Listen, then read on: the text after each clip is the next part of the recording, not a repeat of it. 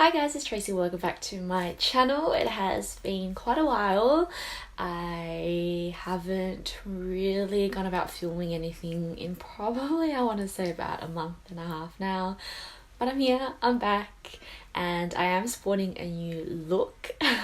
So I think about 2 weeks ago, I want to say now, 2-3 weeks ago, I decided to do my annual cut.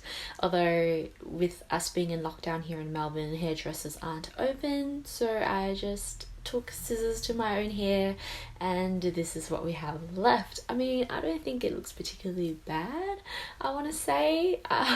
Otherwise, today we are going through some of the books that I want to read through spring. Now, this was an idea as part of Top 10 Tuesday, a blog feature, or I think they call it blog memes maybe, that I've been doing over on my blog, which I'll leave a link to down below. But I figured I wanted to share it on YouTube as well, so here we are. First up is The Black Flamingo by Dean Atta. This one here is a fairly well-known young adult novel. It does center around a boy who is starting to come to terms with his identity. It is a self-discovery journey essentially. He's trying to understand the different labels that are out there, which one I guess suits him, but also how these labels might be quite a confinement, and despite identifying with his labels, not everything that he sees in himself is strictly within these labels. I've heard really great things about this already, but I'm trying to diversify my reading. So yeah, next up is They Both Die at the End by Silvera. I'm sure I've featured this on my channel maybe once or twice now. Also another very well-known YA novel. It is about two boys who are aware that today, or the day that this is set in, is their last day. They meet each other via an app and decide to spend their last day together. I can just already tell this is going to be quite sad. I have read Silvera's other novel, which is History Is All You Left Me, which was also quite sad, with a very similar premise, I would have to say, but I did find that I gained a lot from it, so I am hoping that this is also the case. We have Clap When You Land by Elizabeth Acevedo. I'm really sorry if I butchered that name. This is a 2020 new release, and I did win this as part of a competition via Dimmix, so I am super grateful. It is a story about two girls who don't realize that they share the same father until they find out one day that he has passed away, and then they have to come to terms not only with the grief that they have to go through, but also the fact that they are sisters. Honestly, when I entered this competition, I didn't really have a clue as to what this novel was about. And then when I found out the premise, I was a bit taken aback because it is quite a heavy topic, I would have to say. But I have heard that Elizabeth's writing is incredible, so I'm ready to have my heart torn out. And then following up is Boy Swallows Universe by Trent, Dalton. Yes, I still have the sticker on there, and I'm fairly sure I probably can't take that off anymore. This is adult fiction. It is from an Australian author set in Brisbane. It's won quite a number of awards already, so I'm fairly sure a lot of people will know about this, but it centers around a young boy by the name of Ellie, who is at his coming of age stage, I would have to say, you know, trying to get a grasp on life. He's entering into adulthood, but he is surrounded by people who aren't particularly wanting to guide him through the right directions, or they themselves haven't, you know, particularly traveled down that path, that good path. And he's trying to navigate through all of these different challenges with them. I have only really heard good things about this, in the sense that it is quite touching, really heartwarming, and really relatable. I really wanted to read this as well because it is an Australian author and the book is set in Australia. I don't really tend to read from a lot of Australian authors or Australian books, which is quite a shame. So yeah, The Astonishing Colour of After by Emily X.R. Pan. This one I also picked up this year, but I don't quite remember if it is a 2020 release. It is a story about a young girl who has lost her mum, and one day she follows a magical bird, which she believes is her mum, back to their country of origin, or her mum's country of origin, which is China, and she meets her grandparents there and kind of learn their family history and what's going on, as she also tries to deal with her grief. And I also realized that pretty much all of the books that I've brought up already revolve around grief. So I'm clearly setting up spring to be quite a happy time. But yes, I am really, really excited to read this, mostly because I think it might be really relatable in the sense that I've heard that it has a lot of focus around culture and family values that's tied to Asian heritage. This one I have been meaning to read for some time now. I am absolutely in love with the other book that's kind of in the same series, is Rose Under Fire by Elizabeth Wein. I have read her other book, Codename Verity, and it is by far one of my favourite books out there.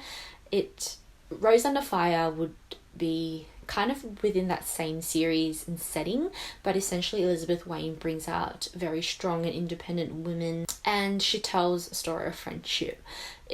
Codename Verity is a very, very sad story, so I'm assuming Rose Under Fire is going to also be quite sad, but I am really, really looking forward to this just because of how much I loved Codename Verity.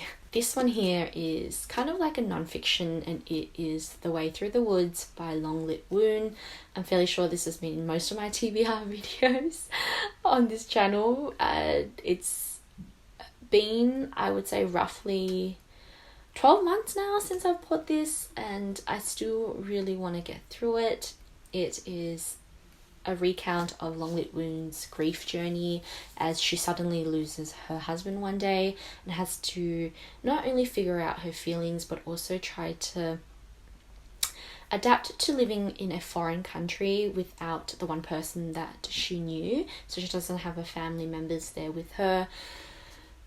I think the fascination with me is that it is a story about mushrooms and mourning, in the sense that she joins a mushroom club to, I guess, put herself out there, do something different, do something new, but how mushrooms tie into her understanding of grief and that grief journey overall. So that's the fascination for me there. We have The Coconut Children by Vivian Pham, which is also another Australian novel. This one is YA, set in Cabramatta, Sydney. Also have spoken about this. I've actually raved on about it without ever reading it myself, but I think the excitement in knowing that it's set in a suburb that's very similar to the suburb that I have grown up in. The main character is also first generation Vietnamese Australian, which is me. And it is a coming of age story where Sunny is still in high school. She's trying to figure out life and what she wants to do later on, and balance all of these different things that teenagers do, including things like love and boys and all of those feelings that go with it. So yeah, I'm really, really excited to get through this. It is set in the 90s as well, which I think is an interesting timeline to set it in, because the 90s back then in Cabramatta would have been very different to what it is now, same as where I am.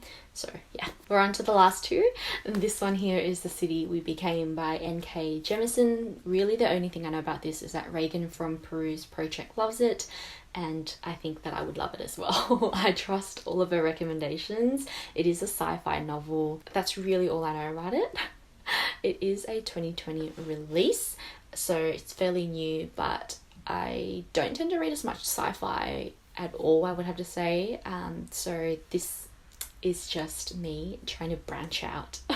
And lastly, we have Here I Am by Jonathan Safran Foer, who is also the author of Extremely Loud and Incredibly Close. I absolutely loved that book, so I'm hoping that that also transfers into this one. I don't know the premise of this at all.